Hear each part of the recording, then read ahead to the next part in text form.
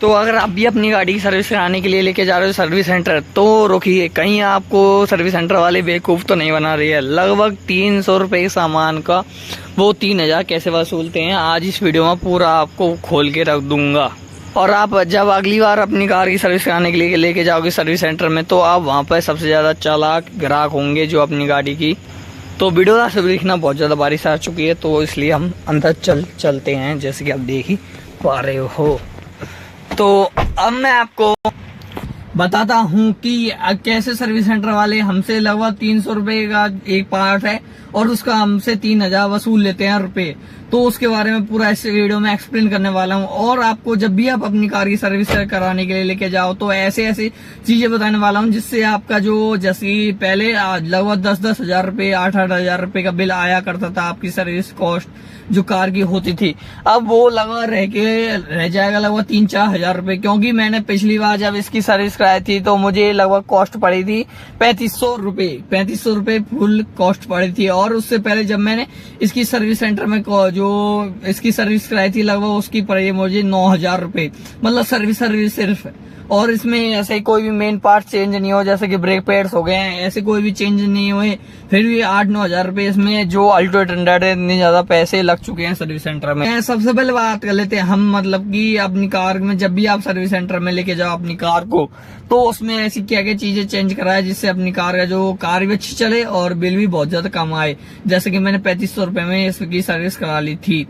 तो सबसे पहले बात कर लेते हैं, अगर अपनी कार है, जैसे कि अगर आपकी कार है अब वारंटी अवॉइड हो चुकी है, मतलब कि उसकी लगभग 5, जैसे कि आपने वारंटी ले रखी थी वो अवॉइड हो चुकी है, मतलब पूरी हो चुकी है, तो आप बाहर सर्विस कराना सबसे बेहतर होगा। आपका जानकार कोई, जैसे कि कोई भी जो मैकेनिक हो, उस पे आप करा सकते हो बहुत इजीली और खुद की आंखों के सामने, जिससे हमें पता चलेगा अपनी कार में क्या क्या चीजें खराब है, क्या क्या चीजें डल रही है। सबसे पहले तो ये पॉइंट हो चुका है। अब दूसरे पॉइंट के बारे में बात कर लेते हैं कि दूसरे पॉइंट में आपको क्या क्या चीजें ध्यान में रख लेनी चाहिए।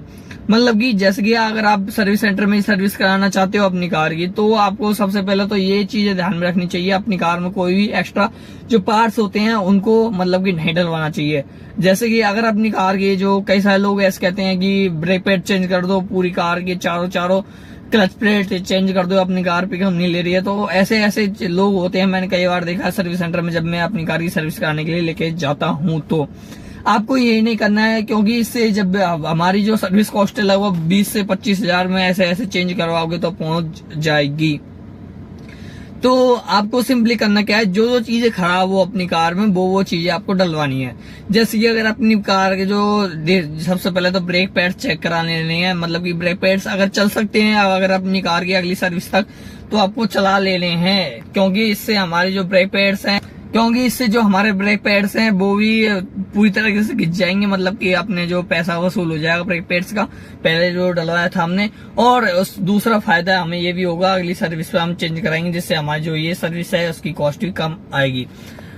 अब बात कर लेते हैं तीसरी चीज के बारे में। तीसरी चीज क्या है, सबसे पहले तो आपको चीजें क्या क्या चेंज करानी पड़ती है, मतलब कि जैसे कि आपको मैंडेटरी बता देता हूँ, अपनी कार का जो AC केबिन फिल्टर, दूसरी चीज अपनी कार का एयर फिल्टर जो वहां पे लगा होता है इंजन वे में, अब तीसरी चीज अपनी कार की इंजन ऑयल, जो 3 चीजें मैंडेटरी होती है। और चौथी चीज होती है जो इंजन ऑयल में फिल्टर लगा होता है, नीचे लगता है अपनी कार के इंजन में नीचे, वो भी जब भी अपनी कार की सर्विस होती है तो वो भी डलता है, जिससे अपनी कार की इंजन जो ऑयल है वो फिल्टर होती रहे।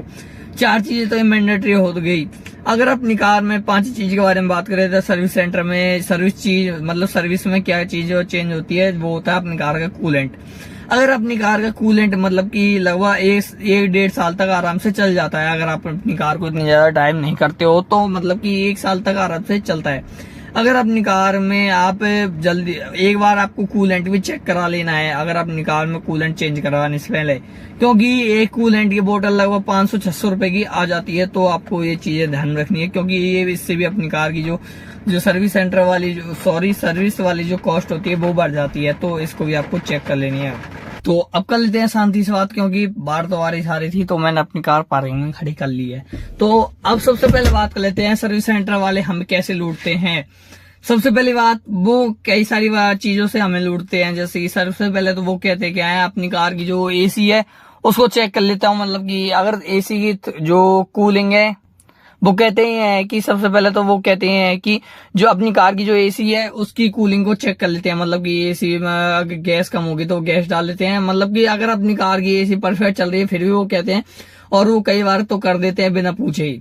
तो सबसे पहले तो आपको ये ध्यान रखना है कि अपनी कार में जब भी आप सर्विस सेंटर वाले सर्विस कराने के लिए लेके जाओ तो एडिशनल कॉस्ट कोई भी मत जुड़वाना, मतलब कि जैसे कि वो कुछ भी चीजें जोड़ रहे हैं, फिर जब वो बिल आए, मतलब कि आपके पास बिल आए, तो आपको सबसे पहले तो ये पूछना है कि ये चीजें किस में डली है, क्या क्या चीजें इसमें मतलब एड ऑन हुई है, कितने रुपए की है।